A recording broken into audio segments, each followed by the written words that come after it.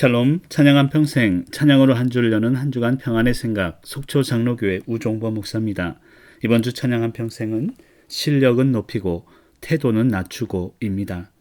목사로서 살다 보면 많은 사람들을 만나게 됩니다. 한 분 한 분 소중하지 않은 사람이 없습니다.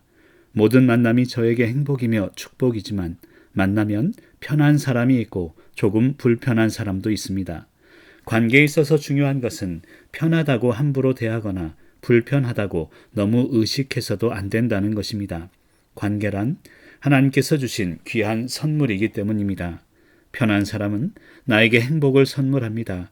반대로 불편한 사람은 나에게 성장을 선물합니다. 그래서 관계는 하나님께서 주신 선물입니다.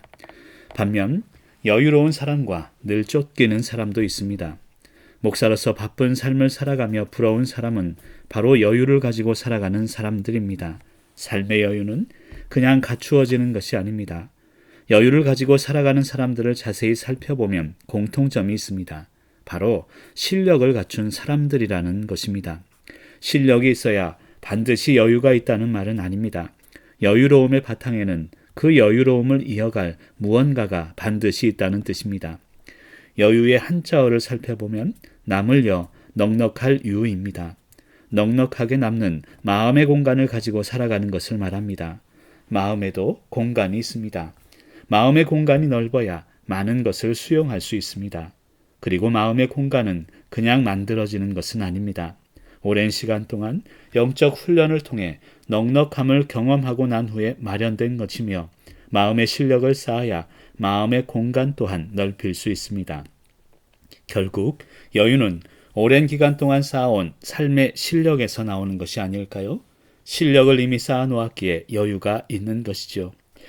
요즘 바빠서 검도장에 가지 못하고 있습니다만 검도 대련을 하다 보면 실력 있는 고수를 만나게 됩니다.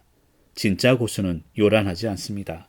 검도의 기본 자세인 중단 자세를 잡고 상대방의 칼을 대하면 빈틈이 없습니다. 여유는 있는데 빈틈이 없는 것입니다.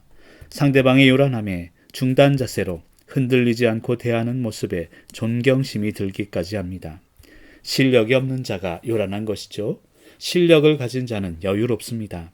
하지만 진정한 실력은 기술이 아닌 태도에 있습니다.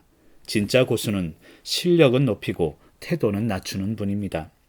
세상에는 세상적인 방법이 존재합니다. 세상이기 때문이죠. 하지만 성도로서 세상을 살아가는 방법은 달라야 합니다. 세상을 살아가지만 세상에 휩쓸리지 않아야 하며 진정한 신앙은 세상에 길들여지는 것에 대한 저항이라 할 수 있기 때문입니다. 그래서 성도는 실력이 있어야 합니다. 실력은 없는데 목소리만 큰 사람을 세상은 신뢰하지 않습니다. 세상을 살아가며 세상을 변화시키는 존재가 성도이기 때문이며 세상을 변화시키기 위해서 변화에 걸맞는 실력을 쌓아야 합니다. 하지만 진정한 실력은 기술이 아닙니다. 태도입니다. 실력은 키우되 태도는 낮추어야 한다는 뜻입니다. 가끔 그런 분들이 있습니다. 나에게 없는 것을 부러워하며 남들과 비교하며 살다가 나에게 없었던 그것이 생기면 우쭐합니다. 목에 힘이 들어갑니다. 그리고 누군가를 내려다보기 시작합니다. 하지만 우리가 잊지 말아야 할 것은 사람은 눈에 보이는 것으로 평가받는 존재가 아니라 눈에 보이지 않는 무언가로 평가되는 존재라는 사실입니다. 눈에 보이는 물질 혹은 타고 다니는 차 등 소유로 사람을 평가해서는 안 됩니다. 오히려 눈에 보이지 않는 그분만의 삶의 향기로 평가되는 것이지요. 평가라는 표현을 사용했지만 사실 인간은 평가의 대상이 아닙니다. 함께 살아가는 기쁨의 대상일 뿐입니다. 좋은 차를 욕심내기보다 걸어 다닐 수 있는 건강 주심에 감사할 수 있는 것, 비싼 음식을 먹는 것을 부러워하기보다 무엇을 먹어도 소화할 수 있음에 더 감사할 수 있는 것, 편안한 집에 사는 것을 욕심내기보다 내 가정의 평안함에 더욱더 감사할 수 있는 것이 진정한 행복이라 믿습니다. 내 삶의 진정한 행복은 삶의 소유나 많고 적음이 아닌 그 삶에 대한 태도에 있음을 깨닫고 미소 지어 봅니다. 이번 한 주간도 살아가는 상황 속에서 실력은 높이되 태도는 낮추는 삶으로 하루하루 가치 있는 시간을 만들어 가시길 간절히 소망합니다. 이제 작별의 인사를 드려야 될 것 같습니다. 그동안 3년 넘는 기간 동안 한평생 찬양 한평생으로 조금이라도 힘이 되었기를 바랍니다. 이제 4월부터 프로그램을 개편하면서 한 주간 평안의 생각, 이제 다른 곳에서 더 다른 새로운 모습으로 만날 수 있도록 노력하겠습니다.